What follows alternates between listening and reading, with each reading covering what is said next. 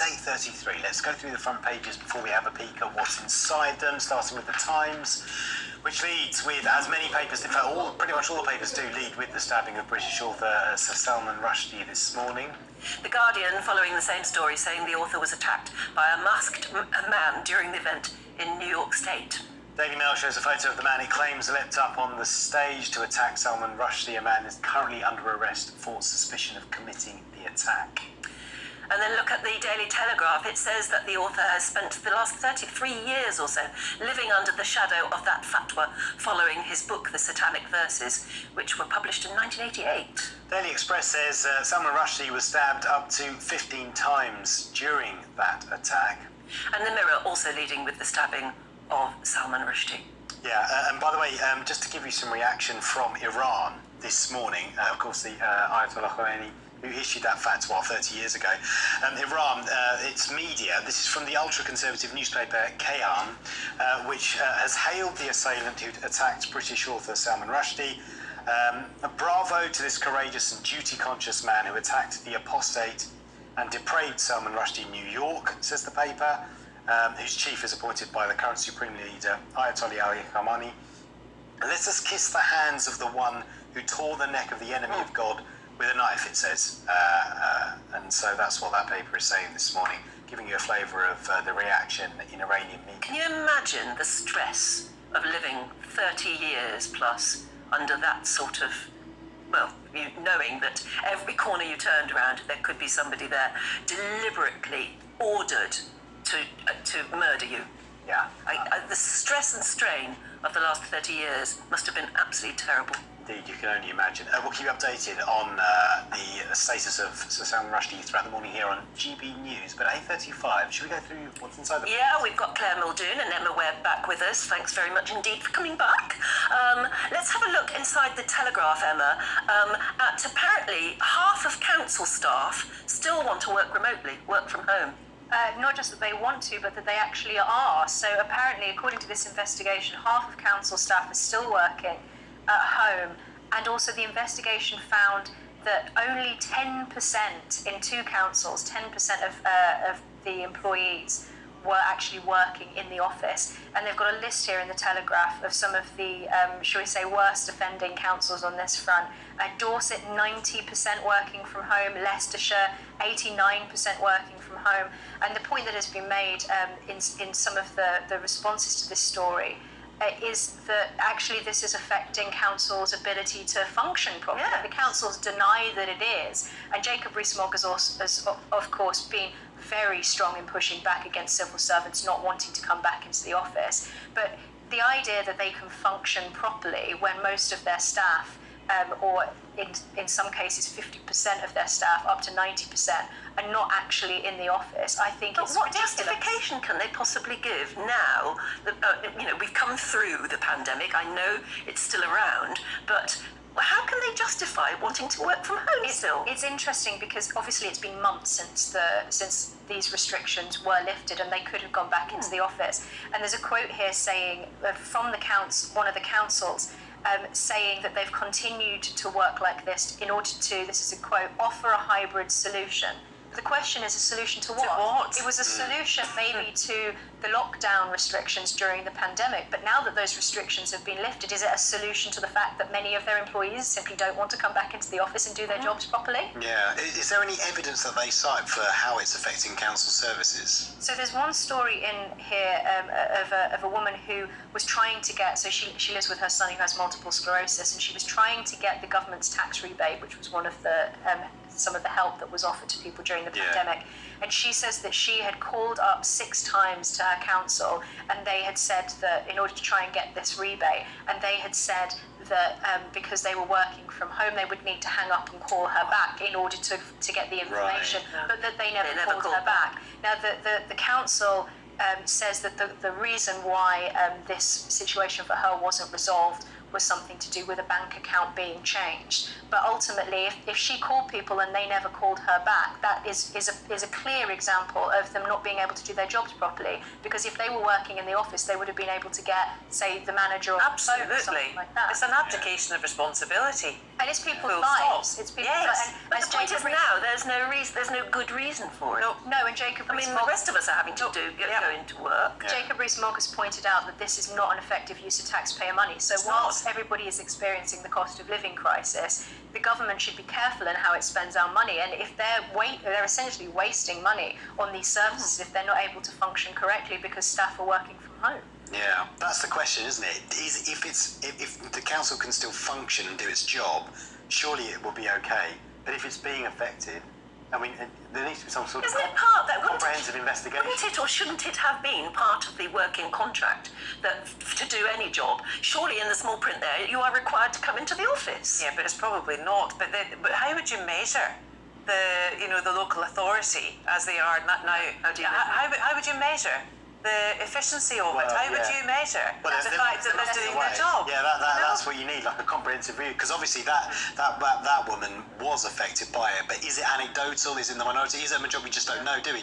No one's actually done. And I think if only there was some journalists who could do an investigation. I know, if only there were investigative journalists. Yeah. But I actually think that the point has to be made. It's completely different from private sector and public sector. Public sector for me is paid by the taxpayer, it's paid for by all of us, and I think they've got a duty of care, especially in local authorities, to take care of the residents within that local authority, not just put up cameras for speeding fines or cameras to get revenue that way. They need to work for us. Private sector's slightly different. I don't care if you've got the hybrid notion of working from home. That's up to the people who are paying your wages and the profits they make. But the council should be saying, you come into work or you lose your job. Yes, and you're if you want to completely right. renegotiate the terms of your job, fair enough. We could, but you resign first. But do you know what? Lots of local authorities actually put out tender to companies on call centres to deal with calls for nuisance neighbours, environment, rubbish recycling, and benefits. And often these were people. Capacity Grid, I think, was one of the companies. They were all based outside the local authority that had to deal with local authority problems. This ties into the one way in which you could at least begin to measure the failures here. And this is mentioned in the Telegraph story that there have been multiple revelations around delays to parking permits, planning applications, tax or council tax rebates. So obviously the councils are not functioning as effectively as they could be, and it's hard to imagine that doesn't have something to do with the fact that more than 50%. Well, I tell you what they are managing to do is put cycle lanes in everywhere and the traffic cameras to get drivers. I mean, it's just preposterous what they can do and what they can't. And what they're doing. I've got it in there. Launch investigation into. But you'd have to hire an outside. There you are, Paul. Yeah. Claire, tell us about Johnson & Johnson baby powder. Yeah, so Johnson & Johnson is a massive, big American company, very famous products for Johnson's baby talc, okay? So it's hyphen for that. But lots of people use talcum powder for lots of different things, don't need to be a baby. But what they're saying is the firm faces 38,000 lawsuits over asbestos allegations. That's in the States. So 2 years ago, Johnson & Johnson's removed this product, particularly baby talc, from the shelves. Why have they not done it worldwide until 2 years later? Who knows? I think it's a threatening of lawsuits again. So there's a small paragraph in here saying the disease link is unclear, and I think that's trying to calm the waters here of people saying, gosh, cancer link, and it's predominantly women for ovarian cancer. That's the risk. Really? But the asbestos risk, and this is the case that is mentioned here, is in the States of lung cancer. So this woman has won against Johnson & Johnson's in California. She was awarded £22 million over a talcum powder caused illness. So she used the talc products for 30 years, was diagnosed in 2017, aged 52. But interestingly, Emma and I were having a discussion in the green room there before we came on, and she said, God, that's a great story, but you automatically assumed it was the baby milk. Yes, because there was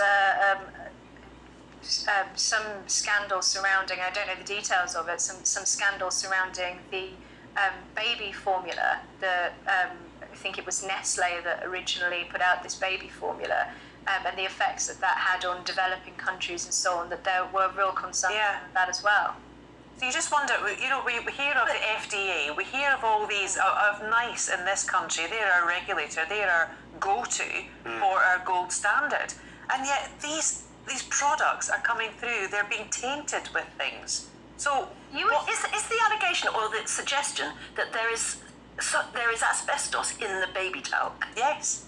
Asbestos. Yes. And of course, very, very fine particles. Yes. Yeah. You would think that the company would withdraw it worldwide. That was my first point. Yeah. Because forget about the FDA and the American regulations. You would think the company would have enough of an ethical conscience to remove that product from the shelf until they absolutely knew whether there was some kind of connection to cancer, or at least to test all of their products worldwide to see if it I think contains the very thought of baby talc, though, actually, I mean, I Causing remember harm or damage is... Except that some people overuse it, and there's no need to use baby talc. Your baby doesn't need Johnson and Johnson. I remember this story coming out. My eldest Yes, I do, is I remember. 24, and they were bathed every single night, the four of them.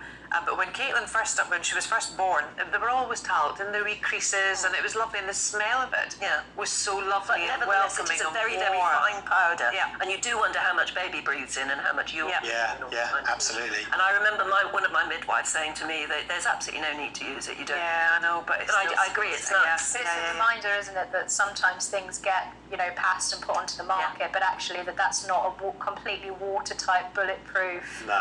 I know, and it's in this day and age, I don't think it's good news. Moving on, Emma, we were talking earlier about Donald Trump mentioning him and about his home being raided and how he hopes to run again on the Republican ticket. But also, Joe Biden hasn't announced that he's going to run either. It's incredible. I actually laughed out loud when I saw this story because President Biden has been dogged by stories of him forgetting things, not being able to get his words out properly, concerns about his health, turning to shake people's hands when they've already shook his hand, so he's forgotten within an instant that person has shook his hand.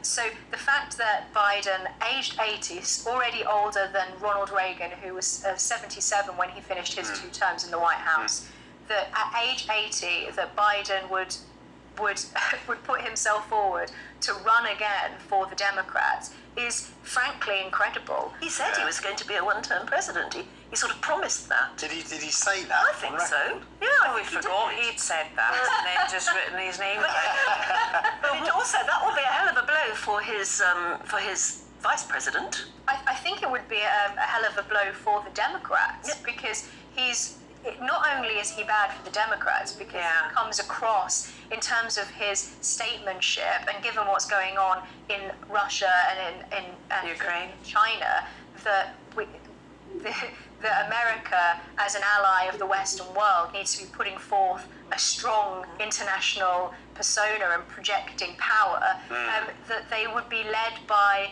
this, frankly, to be harsh, doddery old man.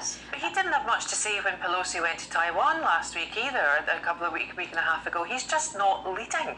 I am so surprised at this, and Kamala Harris as well. Everybody thought that he was there to enable her. Yeah. He's present but not involved. Yes. And I think that... But she's not terribly impressive. No! But this is I not mean, just... really, is that the best the Democrats can do after all I this think time? this is not just bad for the Democrats. I think this is bad for the global order. It's bad for democracy, It is. isn't it? 4 years later, right, who have we got to choose? That's the same people again. Great, excellent. And they're 4 years older. And yes. Yeah. And less wiser, some would say. Well, If certainly it were not Kamala terribly Harris impressive. versus Ron DeSantis, now that would be something worth an Oh, eye on. yes, that'll keep us busy. Claire, very quickly then. Yeah. Young drinkers don't want to drink alcohol. Apparently not. Who gave birth to these youngsters? From whom did they learn? Generation Z. I had to look it up. 1997 to 2012. That's the demographic, right? That's the ones we've clutched here. That's the ones that don't want to drink.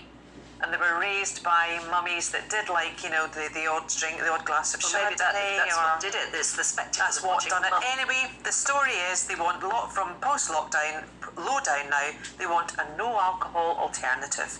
And while their parents might enjoy a glass or two, or bottle or two of wine. Generation Z won't be spending the summer sipping rosé. Instead, they're ditching the booze in favour of no alcohol beer and wellness tonics. Who knew? But I think there is this launch to sobriety, actually. When people aren't persecuted now, we had this like late 80s, 90s, it was the, lads and, everyone was in it to win it, and, there was this lager culture. And I think we've gone beyond that now almost. And I think the pandemic, and I noticed it from my own family, that I'd certainly drink more than my children, and they're kind of like, okay, one's enough, or they'll just go out for, and it's quite sobering to actually... It's been organic. It's not because they've been lectured about it. And they're not even thinking of their health. They just don't fancy it. I wonder if it has something to do with the general health and wellness culture among younger people, that people have talked about this kind of coddling of younger people. Yeah. And there's this focus, even within universities, on this kind of therapeutic approach to taking care of yourself and so on, that maybe that's got something to do with it. Because even with, beyond Generation Z, I've noticed that amongst my own peers, that many people are starting to go sober and don't drink at all. Well, you see, that ties into the next story that you were going to talk about in the Times, which is young adults turning to therapy to cope with their quarter-life crisis. This is aged about 25, they're seeking therapy to just sort of help live. It's a fascinating story, and on the one hand, it does sort of speak to the stereotype of the snowflake generation.